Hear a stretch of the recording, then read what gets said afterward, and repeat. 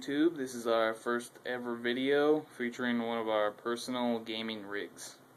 Alright, it was custom built, and we're using the half 932 Black Edition by Cooler Master. We got a red theme going on. Let's take a look at the inside components here. Alright, this is on the higher end of PC builds here. For the main part of the system, we have the EVGA X58 SLI 3 motherboard. Now this motherboard has 3 PCI Express 2.0 slots, which up to 3-way SLI or 2-way SLI in physics. You got one PCI slot, which is regular PCI.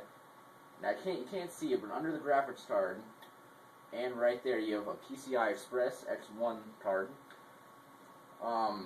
Power and reset switches, reset CMOS, 3-pin fan connectors, firewire connectors, USB connectors, and power switch connectors. Your debug console. Up there you have your HD audio port.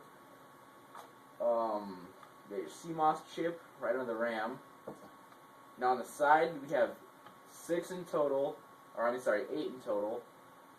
SATA 3 gigabytes a second ports, and then up at the very top, don't think you can see it, but there are 2 SATA 6 gigabit ports, which we haven't been able to get to yet. We have 6 slots, up to 24 gigs of DDR3 memory. Right now we're using 6 gigs of G.Skill PI DDR3 1600 megahertz. For the processor, we're using the Core i7-950. Right now we have that overclocked to 4.0 gigahertz. What else? Oh, our CPU cooler, we have a Corsair H50 water cooling system, all closed. Up here we have the stock Corsair fan, 120mm. One Cooler Master R4, 120mm. It's also red. Up here we have one Cooler Master 230mm red fan. Another red R4. Down here we have a Cooler Master R4 red. Over here we have a stock Cooler Master black 230mm fan. The red versions are pretty hard to come by, so I haven't been able to pick one of those up, but I would like to get one of those. For the video card, we got a EVGA GTX 260 Core 216 video card. It's factory Superclocked. It's just got one fan right under there. These are pretty cool. It's got 896 megs of GDDR3. It's a very nice card. It may not be the highest in the market, but for right now, until I can upgrade, it does what it's supposed to. Down here we got a 500 gigabyte Hitachi 7200 RPM hard drive, 3 gigabytes a second. Again, we haven't been able to utilize those 6 gigabit ports, but in the future I would love to. Alright, for the power we have a Corsair TX750W power supply. It's got one 12-volt rail. I forget how many amps are on it, but I'll check on that later. Now, as you see, we have all the power cables tucked away behind the motherboard tray. We'll get to the cable management in a minute. Now let's take a look at the front here.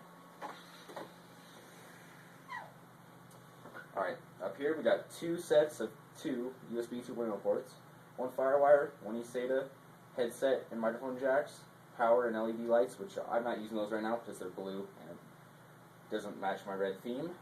Just a basic disk drive. We have 6 in total 4-inch disk bays. We got a Zalman 6-channel fan controller. Now we use this just so we can balance out sound and performance. Like when I'm not gaming, I'll turn these all down so it keeps it nice and quiet. Very nice noise reduction, but you do get a lot better performance if you crank these things up. Now down here we got the Corsair logo, or the Cooler Master logo. Sorry. Alright, now let's take a look at the cable management in the back.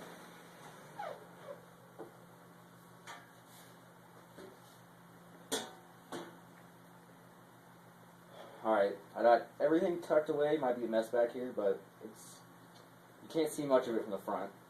This is your 8-pin power connector from the motherboard. Back to the CPU solder. What I like about this case is there's a whole hole in the tray, so you don't have to remove the motherboard if you're upgrading your processor. Very handy, very handy. Oh no, we got all our power cables, and the extra power cables that I'm not using, I got them tucked away under there in the hard drive base. This is the SATA cable and the 2 hard drive and power LED lights that I'm not utilizing. These are just FireWire SATA and USB ports that go to the motherboard. Here's the power and reset switches. Now, these are all components for the fan controller. Nice and zip tied everywhere. Also, what's nice about this case, I don't know if you can see it, but they come with zip tie holes for your case. They're all laid out right here. Very handy, very handy. That's about it for the tape management. Now, so take a look at the back here. I don't know if you can see it's stretching the wires out. Alright, on the EVGA X58 SLI 3 motherboard, we got 2 USB 2.0s, your reset CMOS switch, 1 PS2 port, 2 USB 3.0s, of 3 more sets of 2 USB 2.0 ports, 1 FireWire port, and then 1 Ethernet port, and then your 7.1 channel HD Realtek audio, which is very nice. On the GTX 260, I'm using a DVI to an HDMI out adapter. It's pretty handy. You have 2 DVI out ports, and then an S-Video. There's the back of the TX750W, and there's the Corsair fan. This case is very large, very large. At the top up here, you have an option to run 2 power supplies in the same case. If you're an enthusiast and you need more power, you can definitely hook it up. It's not going to be a problem. Just turn it right around here. Alright, so that's pretty much it for the inside. Just said again, you can do 3-way SLI or 2-way SLI in physics. Very, very nice card. For future upgrades, I'm planning on getting a GTX 570 from EVGA. Very nice card. I also may go to 12 gigs of RAM in the future. Anything you'd like to add?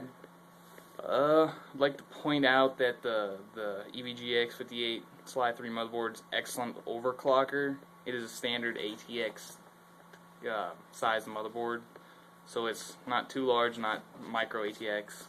It's a 1366 socket, so you are only going to be running a Core i7 from this motherboard. Well, certain Core i7s, mainly the older ones. It's like your 950, your 920, 930, or your 980X Extreme. But then for monitor setup, we have a Scepter 24-inch 1080p 1920 by 1080.